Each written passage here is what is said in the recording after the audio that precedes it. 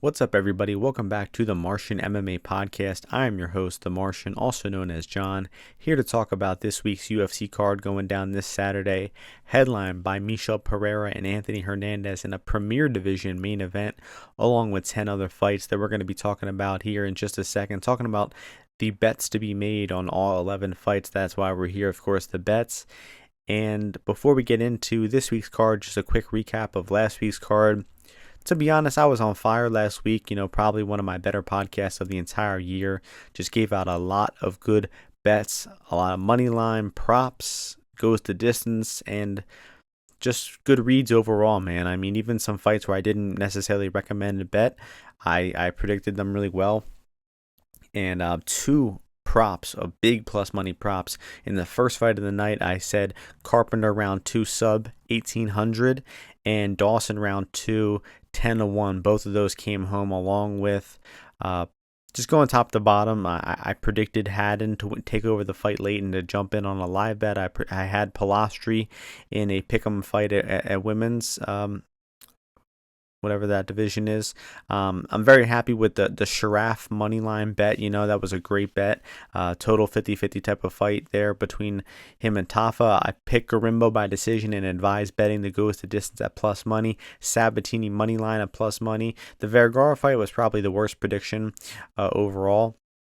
Daniel Rodriguez fight going the distance and D-Rod decision. Grant Dawson round 2. Enja Kawani money line. Junyon Park by decision, and then they'll fight. The fight I probably did the worst on, honestly, was the main event where I did bet Tyra at minus 185, and he did, come up short in that one. And a great fight, a great back and forth fight. But I mean, just top to bottom, really good predictions. Some weeks are just like that, man. I think some weeks the cards just click. This week, I don't feel as passionately about these fights. There's only 11 fights, and I just don't think there's as good betting opportunities. I definitely have some props and some angles I'm looking to talk about here, but definitely not as confident of a week as last week. And, it's just going to be tough to top that last week. So we're going to get into these fights. We'll probably breeze through these pretty quickly here. We are starting things off in the heavyweight division. Robelis Despaigne taking on Austin Lane. Odds for this one have Robelis as minus 340, Lane plus 265. Two absolute bums here. Both these guys can't fight worth a lick. Robelis in his last fight proved that he literally has no idea how to fight in MMA. No idea how to stop a takedown and get off bottom. No concept of jiu-jitsu.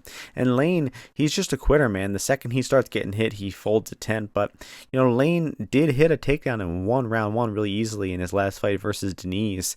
And you got to think, if he can, tackle Despaigne at some point and get him on the floor, he could have a window to win. But I really don't have much faith. It's not like the guy has any real wrestling ability.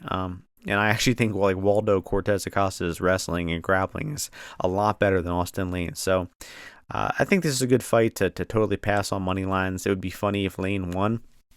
The only betting angle I really see is maybe taking Robelis round 2 KO plus 550. Maybe Lane can push him against the cage or get a takedown in the first round. Probably won't finish him. It'll go to the second. Lane will quit like he did in the last fight, and maybe Robelis will actually get his first win outside of the first round here. So low confidence fight there. Moving on to the women's strawweight division, Melissa Martinez, Elise-Ardelean. Odds for this one have Martinez minus 135, Ardelean coming back plus 115. Another very low level fight here. Both these women are coming off of losses. That's I think all of the fighters on this card are coming off a loss or something like that. The first 8 fighters are certainly coming off losses. So shows you what kind of quality we're dealing with here. But I like Melissa Martinez here. I just bet her at minus 125 on DK. And Ardelean, I think, she's just not really a functional fighter. I think Melissa Martinez has the higher upside. She's been away from the UFC for a while. I think 2.5 years, maybe even a little more than that. So I do think we're going to see some improvements for her. She's young. She's training at a good camp. Her brother just got in the UFC. And just about 2 years off versus Elise Reed. And I think Elise Reed's a good bit better than Ardelean. Honestly, we're going to talk about her in a second. But Ardelean, her last fight versus Shayna Bannon, she had 2 moments in that fight, and they were essentially both just capitalizing on sloppy grappling and getting a takedown. But I don't know, man. I don't think she really has any idea what she wants to do in there. I think her only chance to win here is likely with those takedowns. When we saw Elise get stuck at distance versus Bannon, she got chewed up in the third round there. So maybe Ardelean can, find her way to a few takedowns here. I just don't see enough like real skill from her for her to take at this price, and I'm kind of banking on a little bit of improvements from Martinez here. I think we will see a better version of her here. So I like a slight juice bet on a women's fighter here. Dangerous proposition, but we're rolling with it. 3 women's fights in this card. God help us. Next one, women's 115.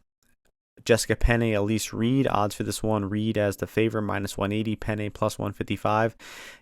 I initially thought that I would be going with Jessica Penne here, but rewatching some of her fights, just kind of realizing the circumstances, I'm not doing it. She's 41 years old, possibly one of the oldest women on the entire roster. Holly Holm might be like the only other woman older than her.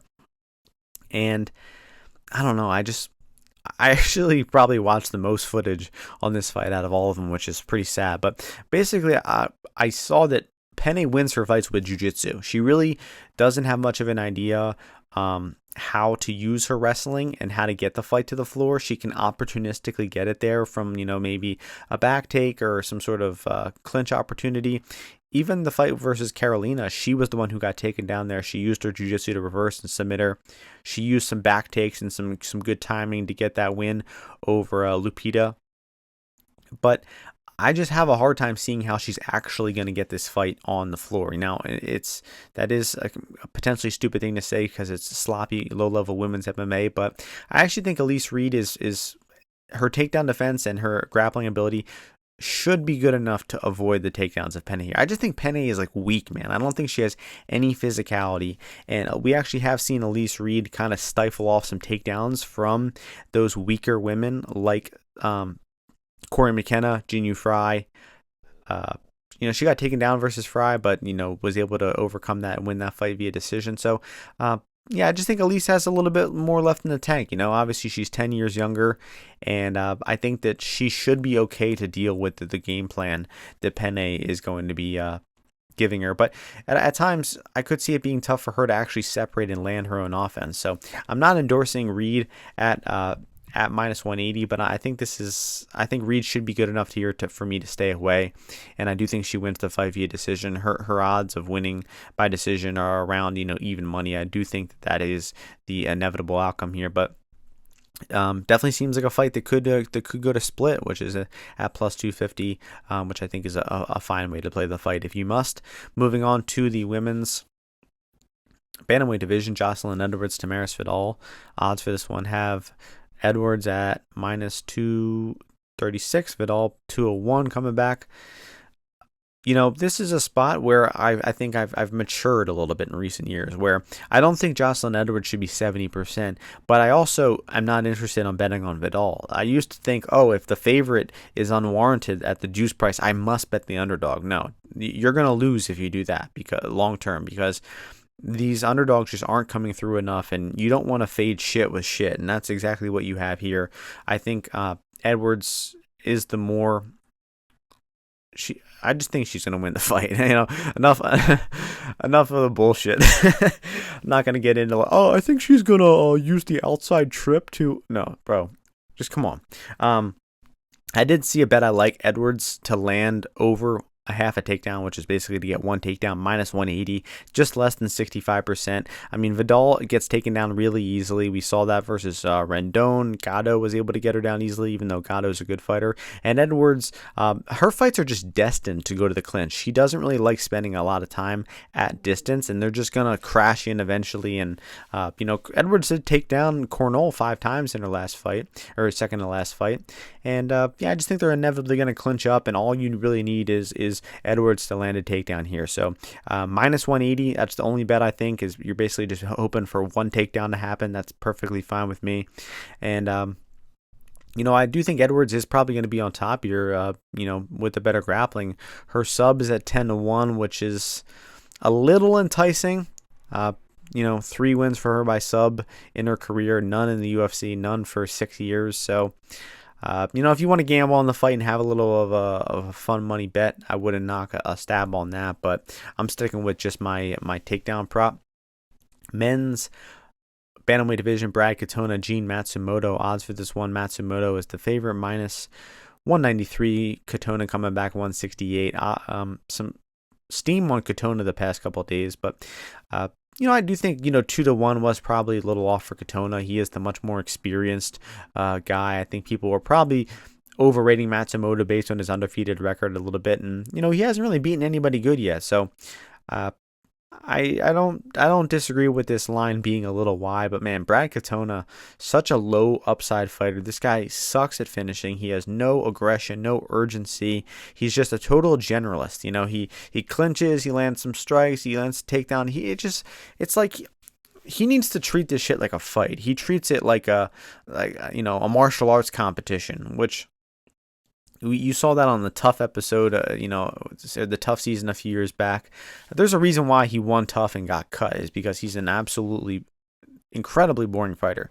And his odds for decision now are at 280 versus money line around 180. I honestly think the decision is the way to go with that. But Butler, the opponent that Katona just fought, total bum, doesn't even deserve to be in there. If there was ever an opponent that Brad Katona should have been able to finish, it should have been him, and he wasn't even close. But Matsumoto seems pretty good. His defensive grappling leaves a little to be desired, but I don't see Brad putting him in any real danger here. And I think Matsumoto just going to throw a little more, land a little cleaner on the feet, and should edge his way to a decision. But can't get behind Matsumoto at this current price. And I think looking to live bet it, if Katona is having some grappling success and all of a sudden Matsumoto flips to the underdog, I think that I would be interested in entering Matsumoto, because he does have good urgency on the feet. We saw him land a ton of strikes on the Contender Series. And ultimately, I think this is headed for a close decision. End split here is likely a good way to play the fight, which is, 225, 250. I think that's very good here. I mean, a lot of Brad Katona fight goes to split decision, or they're just close fights in general. Let's see what DK has it. I don't even know if DK has it up yet. Oh, 300. Oh, that's good. I'm placing a wager on that share right now. Half unit on that bad boy. We're moving on. We are moving on. I do think Matsumoto gets his hand raised, and I hope he does. He's the cooler fighter. Last fight in the prelims already, flyweight division, Mateusz-Nicolau taking on Asu Almabaev. Odds for this one have Almabaev as the favorite, minus 200.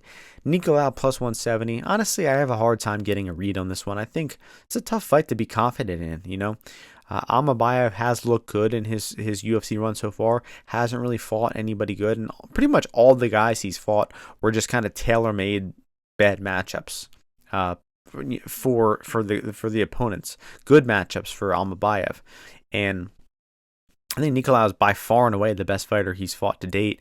And Nicolau hasn't really fought any grapplers in his UFC run. He's been taken down one time in his UFC run over the course of 6 years. Hasn't been the most active guy, but he has fought a good range of competition. He is 7-3 in the UFC over the course of actually a little longer, almost 10 years, because he left the UFC and came back. But a few years ago, this would have been an easy click on Nicolau, but lately he got knocked out 2 times in a row. And then before that, he also lost round 1 2 times in a row to Dvorak and Schnell, and had to kind of rally to come back to win both of those fights. So I think the guy's a slow starter. I think his chin is depleting. I don't really know if he's really still in this. That Perez fight, a main event spot. Getting knocked out, like that, it's got to be tough to come back from. And he's coming back 6 months later, when he got knocked out stiff. Nicolau is 9-0 in decisions in his career. That's a pretty good stat. But who really knows? How is Nicolau going to deal with the takedowns? I really don't have a firm read on this one. I hope Nicolau can, show a little bit of his old self and come back, because he was at one point a good fighter, and he's really not that old either. He's only 31 years old. So I'll be cheering for Nicolau on this one, but no real confident opinion. I think it's a tough fight to get a read on, and I really don't endorse any type of bet there. We're moving on to the main card, 5-fight main card. featherweight division, starting things off, Darren Elkins, Daniel Pineda. Odds for this one have a near pick'em. Elkins -115, Pineda -105. Steam on Elkins this week. I think everyone is kind of thinking about this fight in the same way. It's one of those fights where you could say it's a lazy analysis. I just think it's kind of consensus, and it's for good reason. And that would be that Pineda is the more dangerous striker early on, has the striking advantage, has the power advantage. Darren Elkins is kind of a punching bag. But Daniel Pineda also known for slowing down in fights. Once that second round hits, you never know what you're going to get from him. We've seen him, kind of gas out and slow down a ton of times. And Darren Elkins just keeps on coming. The guy might eat damage. He might get cut. He keeps on coming. He has great cardio, good grappling, good wrestling, jiu-jitsu, all of it. So you got to think that Pineda probably has a good chance to hurt him, maybe even knock him out in the first round. His odds of KO round 1 is 4-1. I think that's no good, even though it is a very realistic outcome here. The better outcome would be, or the better odds, I think, is Elkins sub 2-3. For some reason, FanDuel doesn't even have this fight listed. It's currently 12 for 2 and 20 for 3 on DK. I think those are good, and hopefully we even get better odds. And then just jump in on Elkins live. If he's getting beat up and he's bloody, he's surely going to shoot out to an underdog in the live lines. And then you jump in on him plus money when Pineda starts to slow down and get taken down in these later rounds here. So hopefully that exact outcome comes to fruition. Elkins gets beat up. He's like a 3 or 4-1 dog. We jump in, Pineda gasses out, and he gets that late sub. That would be the nut flush here. So let's hope that the damage can do that. Daniel Pineda, 44 MMA fights in his career, never won a decision. Never. 0-7 in decisions. So I low-key kind of want to see it happen. It's kind of tough to see how it does happen here, but I kind of want to see it. And they have Darren Elkins takedown prop at 4.5. We see like way more reliable wrestlers with lower totals than that, so that's a pretty high total. He has done that several times in his career. Sail over 4.5 takedowns.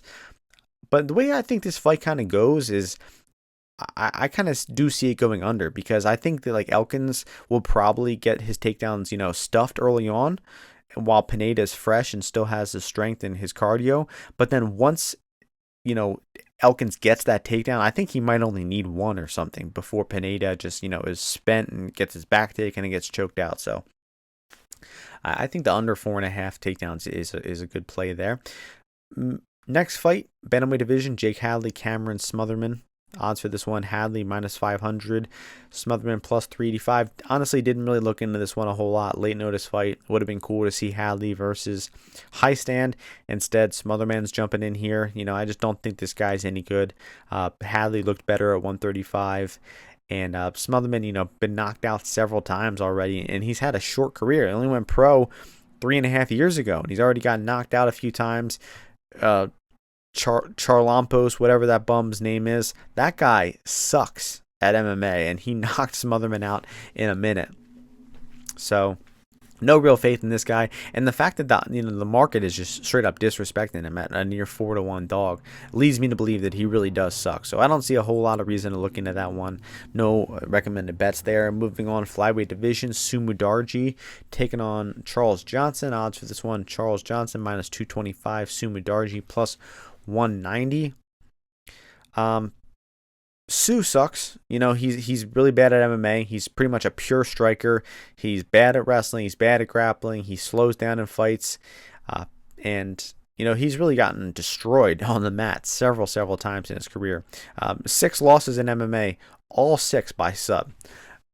So it is interesting though here, because Charles Johnson is not really a reliable wrestler at all. He is a pretty solid defensive wrestler and maybe could hit his own offensive takedown here, but I think he's a little too much of a dumbass to actually pursue the easiest path to victory here, which should be a takedown. So I think honestly it'll probably be close for maybe the first half of the fight while Sue is fresh. He's a long southpaw who has some pretty quick strikes, and I could see him giving Charles issues, but Charles should be able to absorb all that. He's durable. And Charles typically only loses versus grapplers. O'Day Osborne did hit 3 takedowns in that fight and did beat him, but he's not really a grappler. But that's the other 3 guys, just grappled in the entire fight. Mokaev, Durden, Estevan. So typically when he fights strikers, he wins. So that I do think eventually Charles Johnson gets his hand raised here, but I don't certainly like him before the fight. And I think Sue, his southpaw, his length, I think I'd actually give him a little bit of trouble early on here. So maybe look to jump in on CJ live once he maybe flips to a dog. Sue round 1 KO.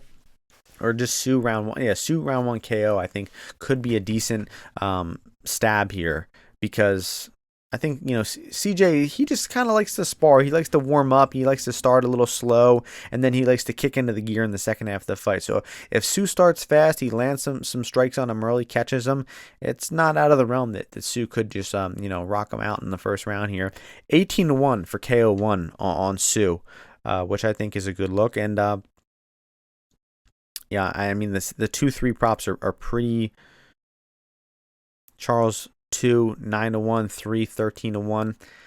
Man, those might squeeze a wager out of me, because there's a big difference in terms of cardio and reliability in these later rounds. CJ fights so often, and he's always there in the second and third rounds. Sue has pretty much never been there in the second and third round, except for fights where he's just dominating, like Sukumtat and Adeshev, 2 low-level fighters. So I think CJ will probably break him in the second or third. I don't know if it'll be a 29-28 or a finish, but I'll probably lose some money on some late CJ props, as a lot of I made fun of people the last time for betting Charles Johnson round 3 sub. Like, people have been betting that on every single one of his fights, and he's never hit it.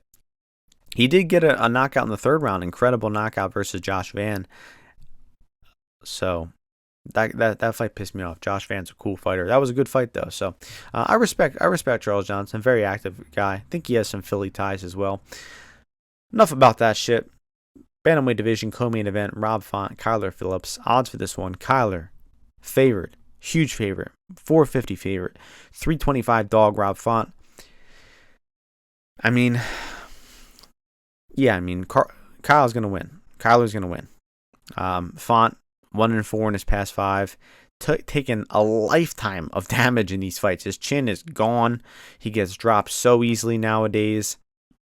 And even though he's never been finished in these past few fights, hasn't been finished since Munoz back in 2017, I think he's kind of just waiting to be finished. And I've seen some people say I'm going to take the Kyler Phillips ITD. It's at 225. I think that's a fine wager on the fight. He's an 80% plus money line, but his ITD is just less than 30%.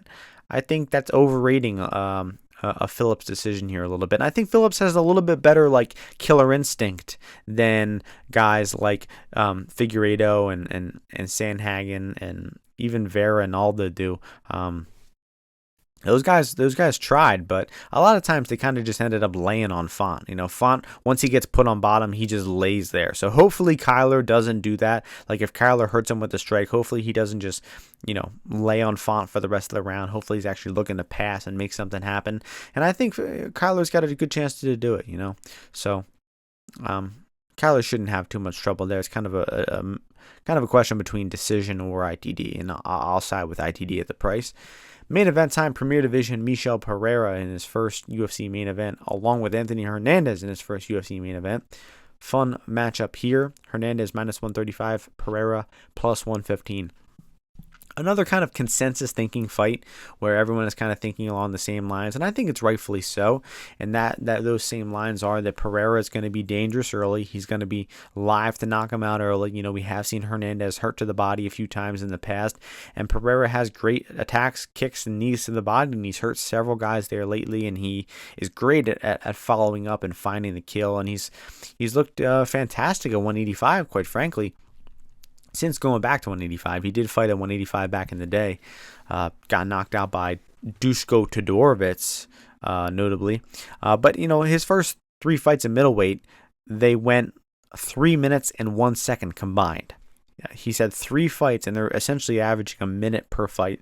So he really has faced no adversity. He hasn't had to show his cardio off at all. Who knows how he's going to look in the later rounds of this weight class? Who knows how he's going to deal with the size of a big grappler like Hernandez at 185? We saw Pereira get out-grappled by Tristan Connolly back in the day, who was essentially a lightweight, and Pereira just gassed out badly chasing a finish there, got destroyed in the later rounds, and Pereira's on a roll, 8-fight win streak. He's a fun, wild man, but I don't see there being a real replicable way for him to win this fight outside of the first or second round knockout for Hernandez. So I think where the line is at with Hernandez being the favorite is correct. And you could even argue that Hernandez should be a bigger favorite, but I think you're better off just waiting to live bet Hernandez here, because even though I do think Hernandez's chances are probably better than what the odds are indicating at like 58%, if you wait to do the live bet, you avoid the biggest chance of Hernandez losing. He could definitely catch a big strike when Pereira is coming in early, and I don't think that Pereira is just going to get like flattened out on the first takedown here, right? Hernandez, he kind of works his way into the fight. He's kind of known for maybe starting a little slow, dropping the first round, and then drowning you in the second or third round, where he has just relentless cardio and aggression, and once he gets on top, he is passing. He's looking to submit you. He's looking to land ground and pound. I mean, he is a truly tenacious fighter, and you're going to have to knock him out, or else Hernandez is going to take over. And I don't see Hernandez slowing down at all. I'm sure he'll be very well prepared for this 5 rounds, and I just don't see that same upside for Pereira here. Pereira, I think he really needs a knockout in the first 2 rounds, or he's going to struggle. I just don't see any way he's going to be able to keep Hernandez off of him, escape the bottom position from Hernandez, and inevitably I think it will be a finish for Hernandez in probably the second or third round. I'll go a third round sub for Hernandez as the official pick. I think Michel's athleticism and explosion will be able to stifle off a few takedown attempts, maybe escape bottom position once or twice, and then when he starts to slow, Hernandez starts to break him. I think it'll be a third round sub for Hernandez. Hernandez round 3 is at 10-1 on Bet Online. Let's see what it is on the old FanDuel, which has the better lines, obviously. Checking them out here. Hernandez 2 753, 1,004, 12. Yeah, I think 234 is a good angle here. I do. I would be pretty surprised to see Hernandez finish him in the first. So if you really want to get creative, and you could bet Michel round 1 at 6-1. Nah, fuck that. I'm not doing that. I'm not recommending 5 different bets on the fight. The bet I'll say is going to hit Hernandez round 3, 10-1. Stamp it. And obviously be looking to live bet Hernandez here. So, like I said, not a super strong conviction card. Sorry if I don't have a lot of strong takes, but not going to force anything if I don't need to. And some of these fights are just better off, waiting to see how they play out and taking a live bet or taking a big prop or something and just not really having any strong conviction. So I like a Hernandez live bet look, and round 3, 10-1. Phillips ITD 225. CJ, I'll endorse it. I'll fucking endorse it. Round 2, round 3, 9-1, 13-1. Elkins sub 2-3, and Elkins under 4.5 takedowns. Matsumoto-Katona ends split 3-1. Edwards to land 1 takedown over a half a takedown -180. Pass on Reed Penne. Pass on Smotherman Hadley. Martinez moneyline -125 to win 1 unit. And then we'll go Despaigne round 2 KO plus 550 on FanDuel. So that'll do it.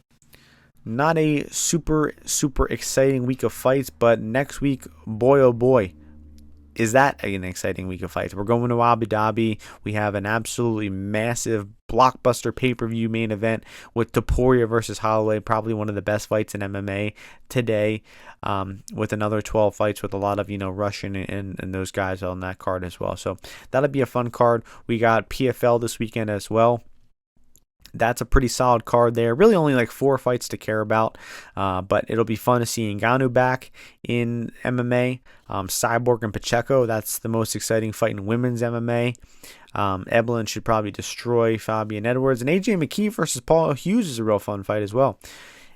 So no bets on that one. I'll pick Pacheco. I'll pick Pacheco to win the fight at a slight favorite. That's all I'll say about that one. And that's that. So thank you all for listening. Hope you all enjoyed the podcast. Hope you're all able to win some bets. Enjoy the fights, and I'll see you before the next UFC event next week. Peace out, everyone.